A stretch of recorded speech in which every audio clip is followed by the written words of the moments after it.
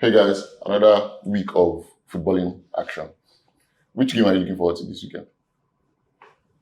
Definitely Man City, Arsenal. Arsenal. Yeah. Okay, we'll get to that. Aniola. I mean, likewise, I would love to see Arsenal lose a game for the first time. Yeah, I mean, no one can be unbeatable. You want to be invincible or what? Yeah. I mean, they've already done it now. Yeah. But anyways, before we go back there, let's talk about the Man U game. Man U is playing Brentford this weekend, right? And they lost their last game to Crystal Palace. What do you think is going to happen? Do you think it's another loss? I mean, can we pass on them the same way other teams have been passing on them and just ignore United totally because I have nothing to say. None. I just know at this point, any team can pick a point or 3 points against United. There is no fear factor anymore. Whether Old Trafford or away or home neutral, whatever. At this point right now, Yeah. with the defensive unit that they have, with Varane and Lindelof, I don't know. I just feel like Varane has no legs. None. Varane playing 90 minutes is very, very suspect. And Lindelof, oh my God. Don't even get me started on Onana. Then there's Dalu. Amrabat playing at left back. Like the defensive line is just zero. You know, when you're playing career mode and you match your players together, all that is red. Red. You know, it's funny because this guy was good last season, Sandro Martinez. But I mean, obviously, he's not playing. But I mean, you spoke about the defense. Onana, I think we can both agree that he's not an upgrade He's definitely today not here, an upgrade. right? But when I see light at the end of the tunnel with Højlund, he scored 2 goals during the week. You know how we used to make fun of Liverpool then and say they have a Ferrari attack and a Datsun defense. Yeah. United has I'll just give them a BMW attack and a bicycle defense. That car is not going anywhere. You are mounting a bicycle on a BMW. You ain't going nowhere. That's what we're doing. Scooter is even better. It's a bicycle because we're not going anywhere with that defense. That defense, we can't finish top 6. Terrible. We can't finish top 6. And Onana, oh my God. Next. What do you think? What do you think about the game? I mean, you've seen Man U's performances. The performances this season.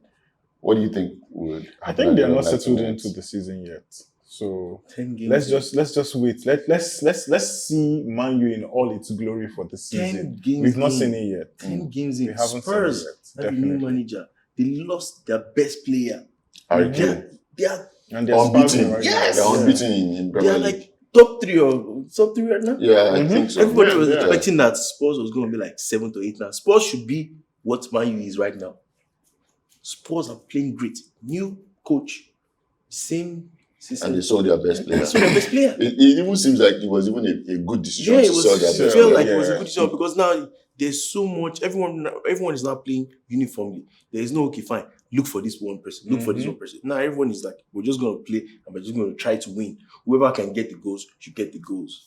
Even Richarlison now is playing on the wing. He's not even playing as a top 9 anymore. Everybody's just playing and they're just playing. I think Son is football. like They're playing football, Exactly. and they're not even conceding that many goals. Look at United; they've probably bagged in like 14 goals already this season, and it's only how many games in 7? Yeah, it's 7 probably like games? 7 games. 7 games, yeah. I mean, they've gotten maybe like 6 points out of 15, possible 15 points. 9 points out of a possible 18. 21. Wow. Yeah, 9 out of 21. Wow. That's how far back United is. So predictions for you, Man U Brentford predictions. game? Yeah. I can't even predict right now because I feel like it's an easy win for Brentford. But Brentford has not really been in a great form. Bro. They've only won. any team that plays well, any team that plays well, all you need to do is just play well, can beat United. So I can't even say United will win. So I feel like it's Brentford's. So would you say a draw? No, it's maybe like Brentford's game to lose. Maybe like 1-1 or 2-2. No, it's actually Brentford's game to lose. Okay. What do you think? I don't know, really. Manchester United is not in the best possible state, or the state that would usually, We think know what. we know what we would expect they from were. them, but they are really not there yet. And I feel that it is Man U's game to lose. Man U's game to lose. Yes, because it's not like Burnley has No, done Brentford. Brentford Yeah. has done considerably better. Nah. So why not?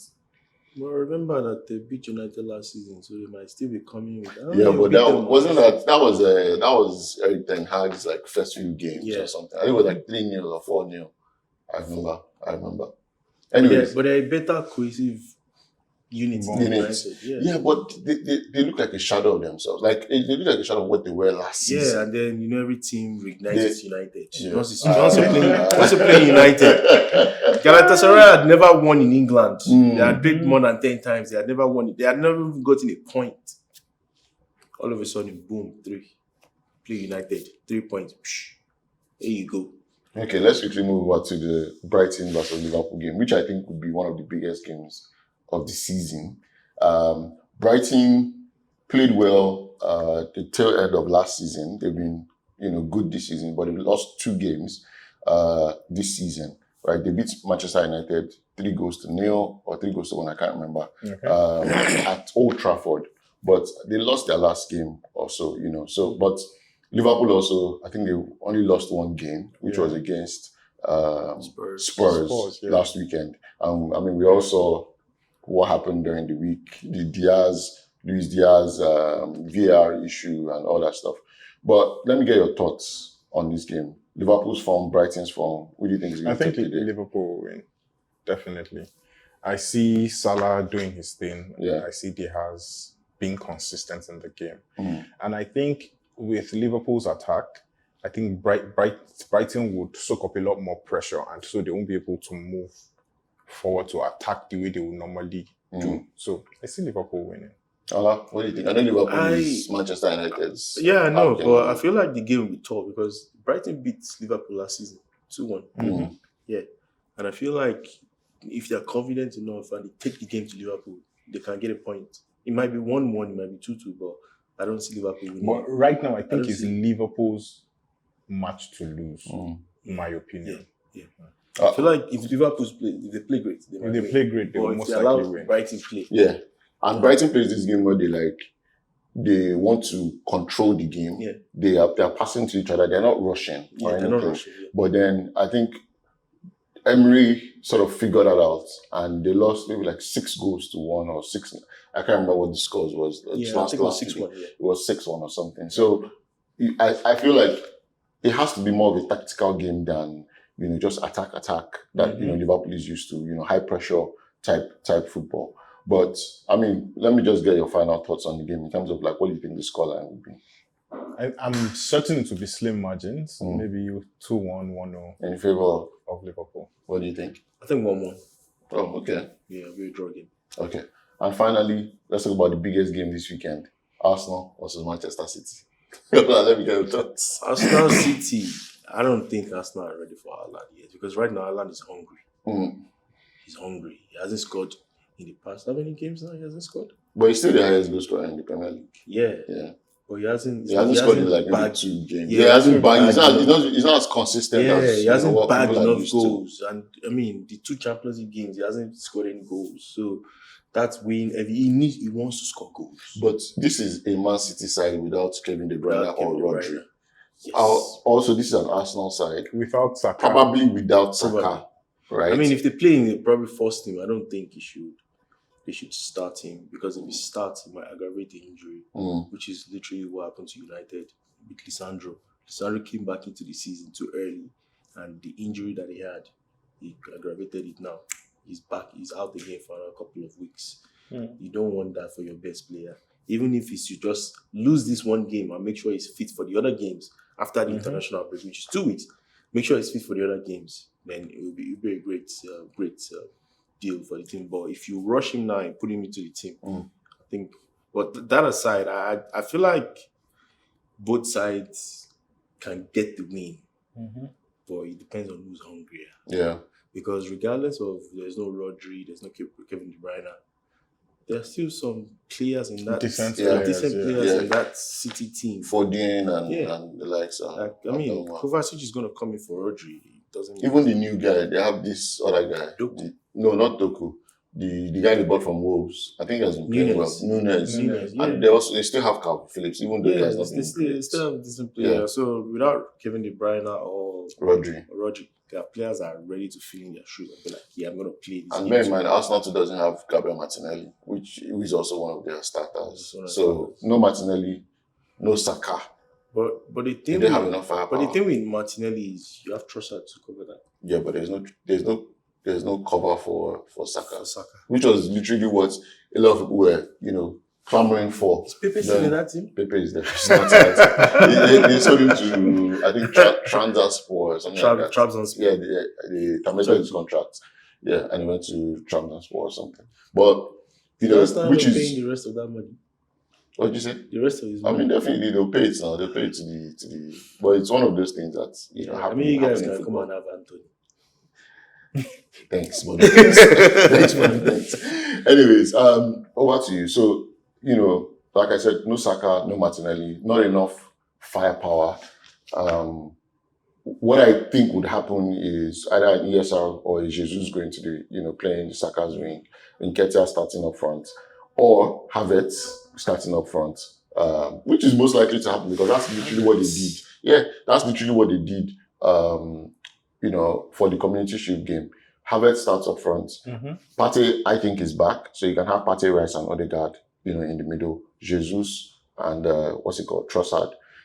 Is that enough to beat Man City? One thing is sure, the Arsenal defense line and the midfield, solid. But, the strikers, attackers are kind of suspect. You can't really say, except they come to the party in the game. Yeah. But Man City, they're a very standard team. They don't have De Bruyne's creativity. Yes, and it counts for something in that team. But I really can't see who will come out tops. I think it's a game-specific thing. Let's watch the game and let's see who comes to play. Yeah. Give or take. Okay, so let me find out thoughts on scoreline. What do you think? I'm not sure. Whoever comes to the party takes the day. Well, you need to say something. Let me see. It's hard because Arsenal can just whip up one, sublime attack and score. And 1-0 and they win the game. Man City, Haaland can come, to the all guns blazing and, So I think honestly, I really can't pick a team right, off the top of my head. But I think it's still tilting towards Man City. Yeah. Okay. Ola? I think 2-1 in favor of Man City. Okay. Yeah, I think 2-1. Definitely. You think they have enough to... I mean, Haaland, that kind of player only needs one good chance. Yeah. He might have only 5 touches in the entire game. And he'll score 2. The 2 touches in the box, he's going to score them. Mm. Yeah, so it's that kind of player where you have a striker that he's on job, he's on form, like just give him the opportunity and boom. He'll take it. Unfortunately, Arsenal, they don't really have that. Yeah, exactly. They have Nketiah, Jesus. World-class striker. Let's just remove Trossard out of it. They can have 20 chances and they'll miss those 20 chances. These 2 players, so yeah, it's a tough one. Or like Alan need just 2, 1, 2, 3, and he's fine. He would score 3 out of 4 chances. He needs to just be on target. Yeah, he's always on target. He always just make sure like gets it in. If he's on target, it's a goal. Yeah, it's it's a tough one. Yeah. Thank you very much, and I'll see you guys on the very next time.